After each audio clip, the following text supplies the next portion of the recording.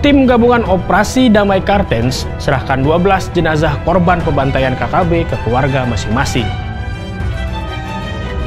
Aktor Krishna Mukti mengaku bangkrut usai menghabiskan dana 10 miliar untuk nyalek. Airlangga Hartarto terbang ke Amerika Serikat untuk bahas kebijakan tarif Trump. Timnas Indonesia U17 gagal melaju ke semifinal Piala Asia 2025 usai ditaklukkan Korea Utara 0-6. China akan mengoperasikan jembatan tertinggi di dunia pada Juni 2025. Hai Okezoners, ketemu lagi bersama saya Hafid Mardiansyah dalam Okezone Flash. Malam ini Okezone akan membahas 5 berita terhangat sepanjang Selasa 15 April 2025.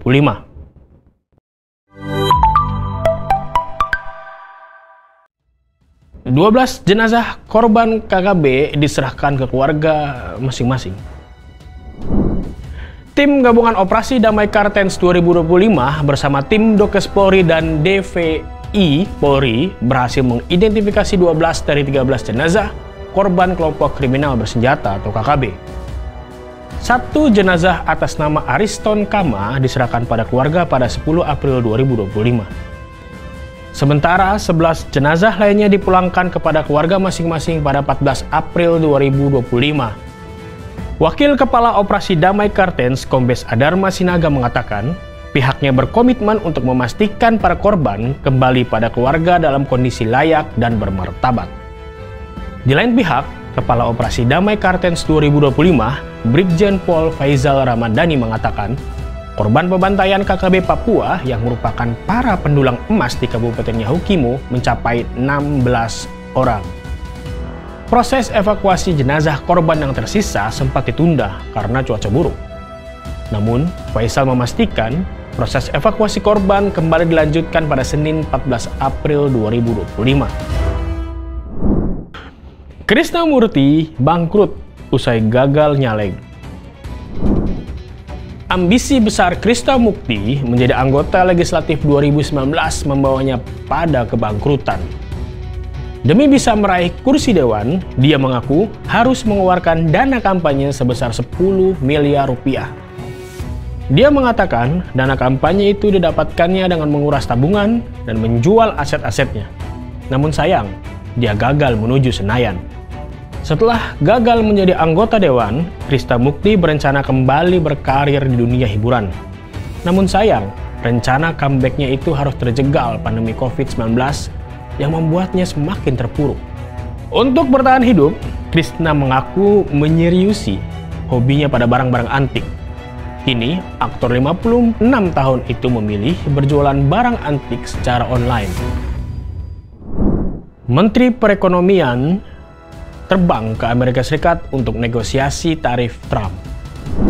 Menteri Perekonomian Airlangga Hartarto dijadwalkan terbang ke Amerika Serikat pada Selasa 15 April 2025 malam. Kepergian sang menteri untuk bernegosiasi terkait kebijakan tarif resiprokal yang diberlakukan Donald Trump. Airlangga mengungkapkan negosiasi bilateral tersebut terjadi setelah pemerintah Indonesia menyurati pemerintah Amerika Serikat. Dengan begitu, negosiasi akan berlangsung antara dua negara tanpa melibatkan pihak lain. Sebelum melakukan negosiasi, Airlangga Hartarto dijadwalkan bertemu Ketua Dewan Ekonomi Nasional atau DEN, Luhut Binsar Panjaitan, dan Menteri Perdagangan Amerika Serikat terlebih dahulu. Dengan begitu, negosiasi bilateral tersebut diharapkan bisa menurunkan tarif impor. Di samping itu, Airlangga juga berharap negosiasi bilateral itu menghasilkan kesepahaman agar tak ada tekan-menekan antar dua negara. Tarif resiprokal sebesar 32% yang diberlakukan Presiden Donald Trump pada Indonesia berdampak pada daya saing ekspor nasional di pasar Amerika Serikat. Hal ini karena harga barang menjadi lebih mahal. Timnas Indonesia U17 gagal melaju ke semifinal Piala Asia 2025.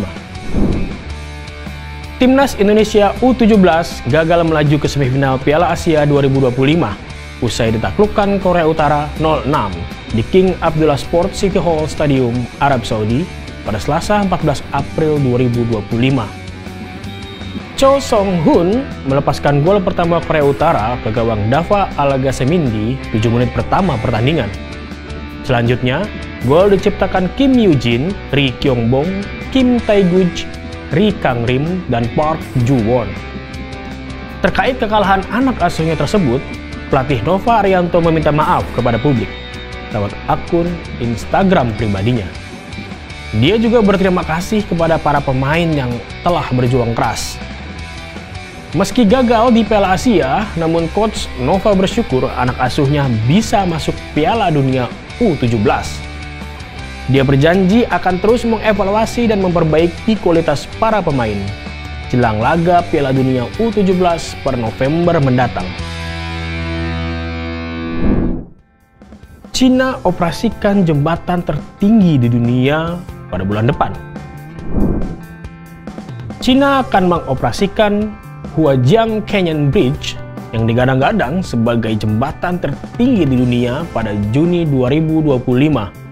Dimulai pada 2022, jembatan itu dibangun dalam waktu 3 tahun. Cina berhasil memangkas waktu pengerjaan yang seharusnya 10 tahun menjadi hanya 3 tahun dengan biaya pengembangan mencapai 216 juta pound sterling atau setara 3,6 triliun rupiah.